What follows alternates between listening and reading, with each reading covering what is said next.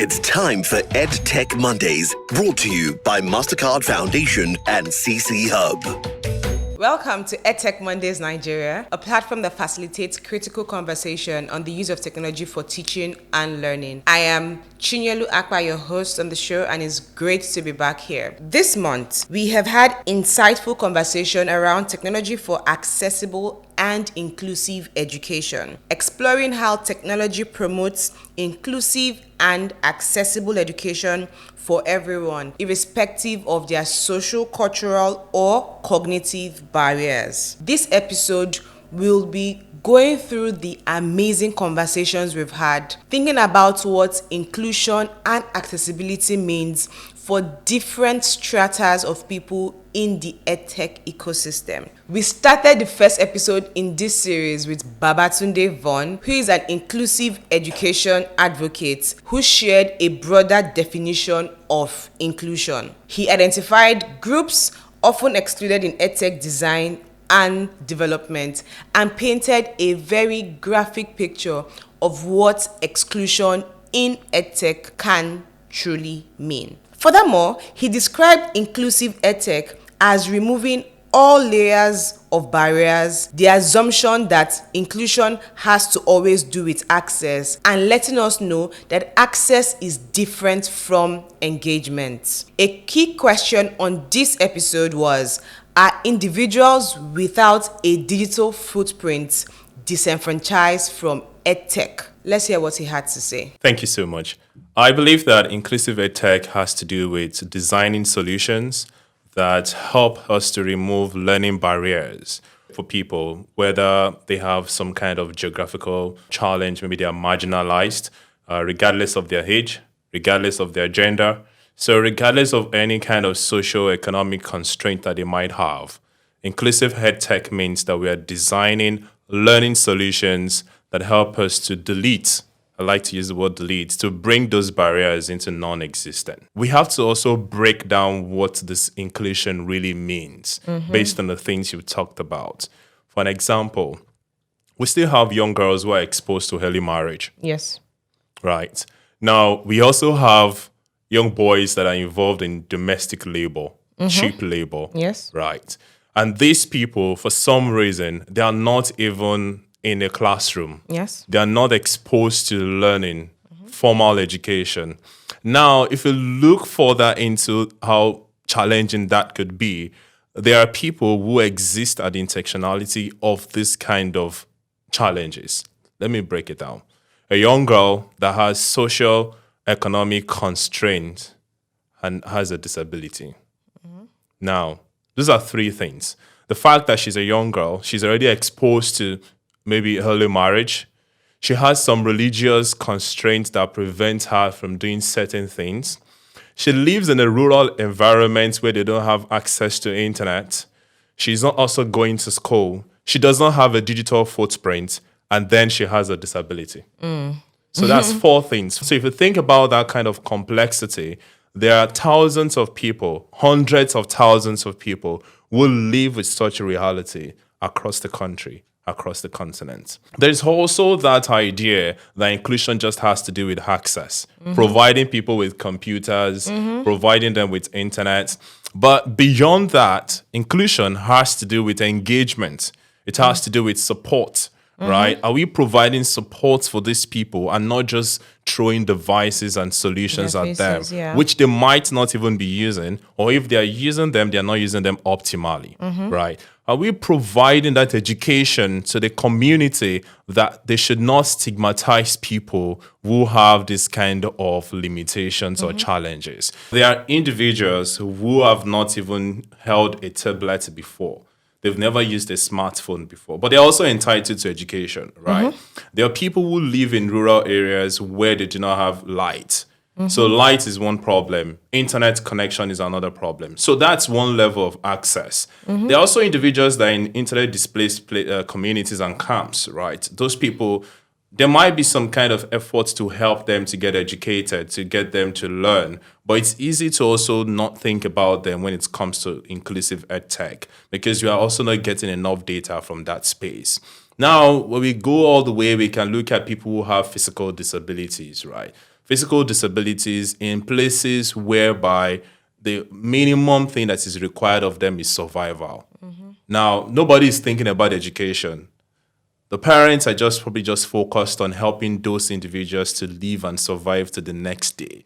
So for such, it's easy to not really think about them because that data does not exist fully on a digital standpoint. So we don't have the digital presence for them to gather such data. It's very easy to actually overlook this individual. In episode 2, we spoke to Toriola Oladeji, who is the co-founder of Vinsight, an Edtech organization supporting learners with visual impairment. And on this episode, he joined Babatunde Von on the conversation on how assistive technologies are supporting learners with physical disabilities, and also digging deeper to what accessibility design means in practice. A key emphasis was the role of human-centered design, designing beyond empathy and building with users as against designing for them. The big question on this episode was determining how easy it is to bring in the different stakeholders, parents, guardians, and even the users when you decide to start building your Edtech solution. Let's hear what Toriola and Babatunde Von had to say. Awesome. So I believe that if we want to go the way of accessible design, we have to start thinking about the stakeholders. Who are the people that are concerned most about this kind of disability or this kind of design from an accessibility standpoint? Now, in many cases, empathy can help you to understand and connect with how people feel about a particular disability. But there are people who live with that disability firsthand. It's their daily experience, it's their reality. And I say to people that when you are designing in the room, you need to get stakeholders involved from the human, and that's what human-centered design is all about, right? Your stakeholders need to be there, and this would include teachers that are going to use this technology or that will be helping these people to use the technology, the people that actually would use that technology themselves. Parents are also very important because the parents would provide, or guardians, they provide the support, the first level support to the individuals that are affected. But they have not put in any input. Because they haven't put in any input, it's going to be very difficult, to be able to understand how the best they need to use it. So accessible design needs to consider these individuals as key stakeholders, and they need to be involved in the design process, in the room, when you're designing, not when you want to start testing. It's not so easy, especially on the part of the parents, because sometimes parents are also trying to not accept the reality of, the awards.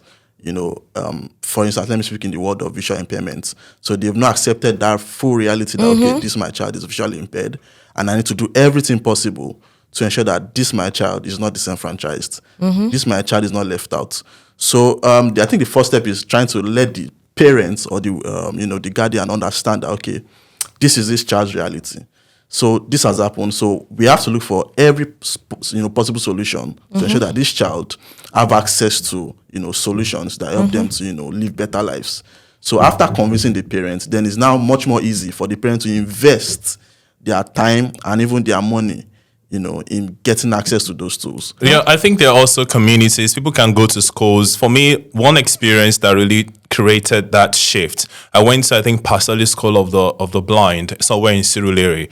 And I saw firsthand how people who had visual impairments, and some of them even had like intersectionality of this kind of disability, right? Some of them were not just visually impaired, some of them also could not really hear, right? So that's double. So I saw how people use Braille and they were using their fingers to actually read through stuff, and they were creating things. On the third episode, we hosted two amazing female Edtech founders, Dr. Aderinsola of iTrain Africa and Shola Adeshakin of Smart Stewards, who are designing Edtech solutions for diverse category of easily overlooked groups: women, girls, youth, and children.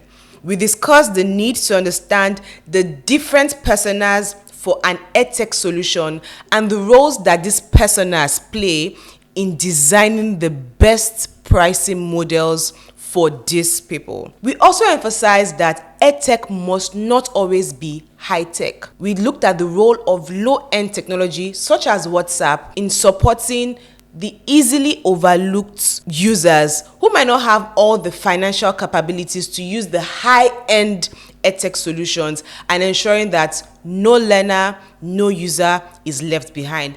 Let's hear what Aderinsola and Shola had to say about designing for women, children, youth, and sometimes even people without the financial wherewithal to use EdTech solutions. Now, these days, and just like in the past, you would see that women are more willing to learn. Call a conference, you have women, right? Their guys, their husbands say, no, you go.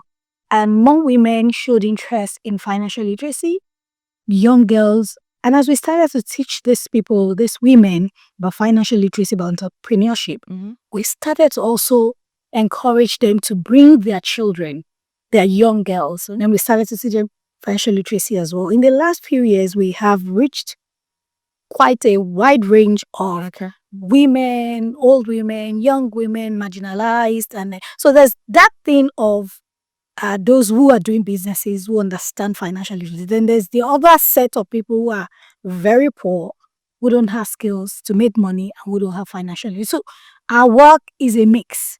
We are dealing with professionals who lack financial literacy. We are dealing with non-professionals, non-educated people who understand financial literacy. And then the other parties, people who do not have professional skills and who do not have financial literacy. Great. But it's been such a journey. It does come up. And there's a particular woman that enrolled like 2 batches or 3 batches ago. And her husband kept chatting us to say, my wife can't learn. As in, it was so shocking because it was more like, it just felt that maybe she didn't have the mental capacity or the digital literacy to even enroll in the program. Okay. And we just kept, the woman was hustling to pay this money, and we had subsidized the program by 90% for those category of people. And it was not a question of the mindset, because like society has trained women or girls to feel like, why you don't have to go that far, because the woman had children, she was housewife and all that stuff, and she wanted to change her life. And I realized that for those group of women, we had to then design like we'll say, we don't render support on WhatsApp, but nothing is rigid at iTrain Africa. I said, we need to meet the learner where they are. So this woman has never, the only maybe digital thing she has ever interacted with is WhatsApp. And she said, how will I even, no email doing Joe's man? How do you use someone that doesn't even know, have an email? So we had to do screen recording from the very beginning. Because it was, for us, it was more like this husband was bent on, she was proving a point that she cannot do it. In our own experience, on one hand, there's the willingness. Actually, for you to say, oh, come and learn about financial literacy, or come and interact with tools and courses and videos, they're happy. But on the other hand, there are those obstacles. No device, no data, no support, and all of those things. So what we do from time to time is, WhatsApp is accessible. If you really want to get at these people, interact with them with things and through mediums that they're comfortable with. But in addition to that, what we do is we then organize physical programs from time to time. And then those courses, depending on the kind of people we are trying to reach, they're the set of people that have access. They can join Zoom meetings, they can go on that learning platform and do all of those courses. But those the third set that I described earlier on, who are not technically savvy, who are not educated. So we bring them together from time to time. And then we do videos, we do all of those things. And then we break them into tiny bits and then share on WhatsApp. Another thing we are trying to do is we are translating our courses into other languages. Apart from English. So we're doing Yoruba, we're doing Hausa. And all of this is available to them in bite size. Oh, absolutely. On WhatsApp that everybody is on. And then for the other set of people, of course, you log in online. You can access those things. I think one of the first things we did when we were doing the testing and everything, we tested people that could afford our program as at then 300,000. By the time it was time to do continental-wide launch, we are a social enterprise, right, technically. We took the price down by 90% and said, come and pay 37,625. But here is the funny thing. There are people that can't still afford that that's $30. That can't still afford it. We introduce pay small, like pay instrumentally, pay twice. Do you know that kind of thing? And there are people that will still not be able to afford it. So for me, I think what we've then done is there are people that have goodwill, and there are people that, that want it, they have interest. So one of the things we are doing at iFabrica is let me find who my consumer is, and let me find who my customer is. So for the category of people that no matter what you do, they just can't afford it. We've seen widows come to us to say, I need to be able to feed my children. I had a particular lady come to me, and our story is just so messy. And we said, here's what's going to happen. We have subsidized it so much that you can't still afford it. So why don't we find people that who are interested in empowering people? They pay us for you, and you get on the program. Because the only thing these people are asking us is, are you sure? Like, we need to do the vetting of they would learn, and they will give us the money. And that is where we are right now. In addition to that, especially because we are training youth, meaning who are the people that need workplace skills the most? Because we said 1 in 2 Nigerian graduates are not employable. Not that there are no jobs, they are not employable. They don't lack the skills for work. So one of the things we are introducing like right now is let's do subscription. Meaning if my program is, let's say 100,000, first for every student, let's do, you have an ID card of a school, you just recently graduated, maybe 2 years. If you say have a school ID card, put it into the platform, you get half the current price of the program. And aside that, let's now do subscription. Like if you can do $10 per month, if you have 6 modules on the program, you can do $10 across 6 months. Be doing $10. $10 gets 1 module. $10,000 naira gets 1 module. Gets another 10,000 naira, get another module. So you are done with all the workplace skills module. And maybe if a student decides to say, okay, I'm in 400 level, and this is my plan, 10,000 naira investment for the next year. So that means if they do 6 months, by the time they are done with their final year, they are ready for the workplace. The skills and the education is sorted. It's ready. So that we are then looking for ways to meet our learners or the different category of people we serve where they are. So we have, like already explained, different categories of people that we serve. I mean, there are those people who are the users and the payers. So the user and able to afford and pay. But there are those who are the users but are not necessarily the payers. For example, the children that we serve are the consumers, but they are not the payers. So in that case, their parents are the ones who sponsor such programs. At Smart Stewards, we place a lot of emphasis on leverage.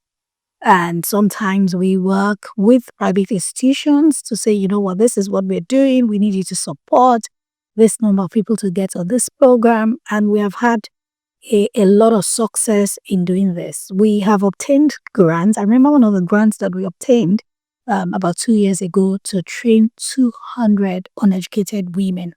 We trained them on vocational, entrepreneurial, and tech skills, which had financial literacy, business literacy, all of those things. Now, 200 for 2 intensive hands-on practical classes. They were coming every day, and then 6 months of mentoring and support.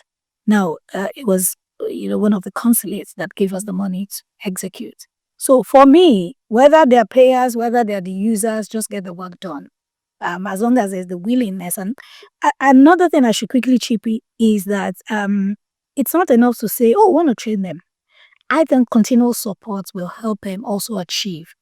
Some people, there's that tendency of, I didn't pay for it. They forced me to come. Did I even? But when you show them what they're able to get from it, and then you keep them in to say, this is a support system. We've had success stories. I remember one person that went through catering and all of the entrepreneurial classes.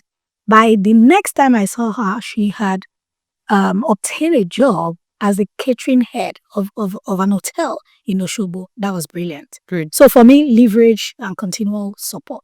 On the final episode in this series, we hosted representatives of 2 Edtech organizations that prioritize languages and local contexts in their Edtech solutions. We hosted Alera Thompson of Blue Sand STEM Labs and Joy Olarale from Mavis Computel. Mavis Computel shared how learning literacy and numeracy in local languages has helped to reduce the pushbacks typically experienced with education and technology, and also how it has supported learners in underserved areas like far away in northern Nigeria in building 21st century skills when they are learning literacy, mathematics, English, using their local languages and working together in teams. Blue Sand STEM Labs also shares our democratizing access to STEM education through their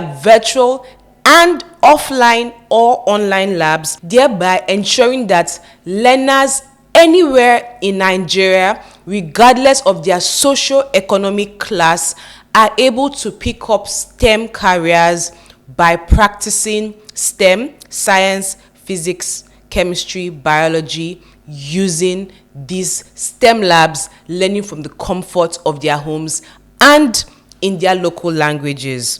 A major takeaway from this conversation was the importance of adapting Edtech solutions to the contextual realities of learners, language, and culture. In fact, I remember Joy and Alero also pushed to see how the government might support to start designing examinations in local languages so that the switch from learning in different languages to what they are writing in their exams might not be too difficult. Let's hear what they had to say. So the Edtech solution we have right now, we have the online virtual lab, and we also have the offline virtual lab that are in STEM kits. And this STEM kit comes along with preloaded virtual labs that are inside a PC or a tablet, and also with a low connectivity modem. In rural Nigeria especially, we have a lot of teachers who don't really know what they're doing. They're trying their best, but then it's really hard,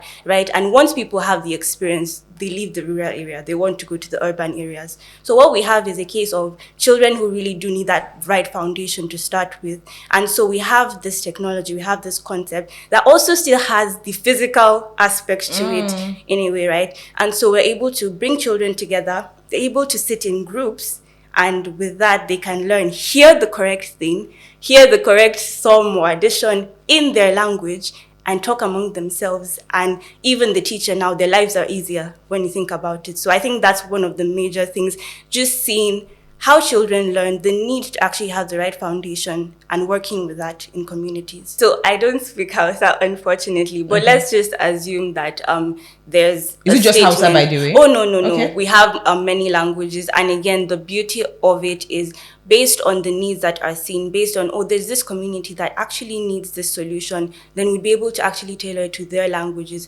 And again, we're getting local speakers to actually do the voicing of it. So it sounds so like... it actually sounds exactly. The other day I was humans. doing audio related things for, this was Swahili and French learning. But the Swahili and the French learning is Congolese type. So you can just imagine, even I that did French, I was a bit confused, right? So at the end of the day, you're able to hear it in the right intonation, in the right tone, and you're actually able to teach the child properly. So you have it in Yoruba? I'm not really sure about the Yoruba. I don't But you think have so. Nigerian languages. Yeah, we have different on there. Nigerian languages, exactly. So we have the Hausa, the Kanuri, You and have everything. Kanuri. So yeah. I'm impressed, because if you have Kanuri, like... Yeah. So for us at Blue Sands Academy, the challenges we faced when pushing out our solution was one, language. Because you have chemistry, physics, biology that has been taught over the years with English. Exactly. Or Goniol. So how do you do that? And at the end of the day, sometimes they ask us, after learning these courses in local language, we still go back, why is English? So that is one of the challenges. Second one again is funding. Localizing this content and also translating into different languages is cost effective, and you have to use the right language for the right students. I went to take on front-end development so that I can actually speak the language of tech when I'm moving with my tech teams. You can have your tech teams and they come with all these jargons and everything, and you don't exactly know what is happening in your virtual lab. So one of the challenges I faced was the tech gap. So presently right now I'm a front-end developer by skill. And a business admin. And an educator by school. So let's come to you, Joy. For maybe talking books, what are some of the biggest barriers that you have faced in delivering accessible content that is linguistically, geographically, financially, relevant to learners? And yours is even a very important bit, because you focus on literacy. Because even before you can get to this STEM level, Exactly. Yeah. you need to conquer this level. The basic. If you do not know how to read and write. You don't even have any business close to a science or physics lab. So what are the barriers you have faced? So I think for me, this again, because we're providing basic education, this is the foundation, the core of it. First thing I would say is mindset. Before we can actually break through, there has to be a breakthrough in mindset also. So yes, as much as we have this amazing solution that we're bringing forward, but sometimes it can be met with resistance still, or people just don't know what are you about, right? So even when using a reader, right? So if you go to a new community and okay, they might have a few teachers, but then you now bring this book that is speaking, and they're like, "What in the world is this?" So obviously, you now need the patience to actually help them understand what it is, why it is important, and then build from there, right? Again, another thing is you don't know what you don't know, right? And also, when we're thinking of reaching out to areas, sometimes you might not even know the areas that need it. So, for example, we would need, or it would be helpful if people are able to reach out and say, oh, there's this community. We thrive a lot in that. There's this community that would need this solution. This would be really helpful. And so just having that information, the access, and again, the support, the partnerships, because this is not something that we can do alone, we can wing alone. We definitely need the partnerships, the collaborations. There are some places that you can't just waltz in and just enter and say, I want to do this. You actually need like the government support, the community leaders, getting them on board also. And funny thing is, what Alara was saying about the language for WAEC, for example, I did secondary school in India and we have Hindi medium, so they can learn everything we're learning in Hindi. So even in the exams, we have the English section, we have the Hindi section, right? And it makes a lot of sense because at the end of the day, the literacy is not really reading and writing in English. It's reading and writing. It's reading and writing. Whatever you're reading and writing in is not the issue. Just read and write. Yeah, so we have like foundational issues that might come as like a hindrance sometimes, but then it's things that are definitely workable. You'd agree with me that the episodes this month on the topic technology for inclusive and accessible education were wide, but looking at the different facets when you think of inclusion and accessibility. How does Edtech support women and children? How does Edtech support people who might not have the technical know-how, who might not have a digital footprint? How does Edtech support learners, parents, and guardians who do not have all the financial resources but really want to get their children and their words trained? They want them to learn. We have learned that Edtech, inclusion, and accessibility is not just gender. It is finance, it is culture, it is the ease of use, and it is ensuring that everyone, everywhere, regardless of your socio-economic situation, regardless of your class, regardless of the skills you have when it comes to digital literacy and being able to manipulate devices, can learn comfortably, affordably, everywhere and every time. As we wrap up this series for the month, I'd like to leave you, our listeners, with one burning question. What can we do to make Edtech in Nigeria truly inclusive and accessible to every learner?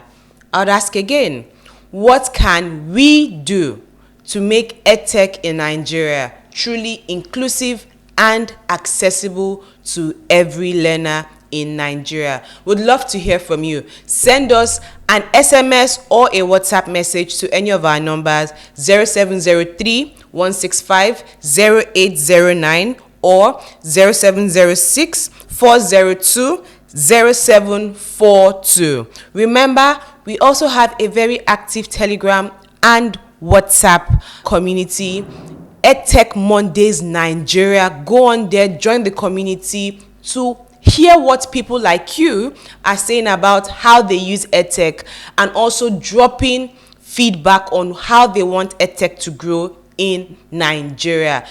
And if you missed any episode of this series or the previous series we have had, look no further. You can simply run on to CC Hub Africa on YouTube to watch, or you can search for us on Spotify at Edtech Mondays Nigeria. Edtech Mondays Nigeria on Spotify to listen. Please share your feedback. Would love to hear from you. Remember, the burning question from this month and this series is, what can we do to make EdTech truly inclusive and accessible to every learner in Nigeria? Until I come your way, same time, same station, new topic, I remain your host, Chinyelu Akpa. Is bye for now. It's time for EdTech Mondays, brought to you by MasterCard Foundation and CC Hub.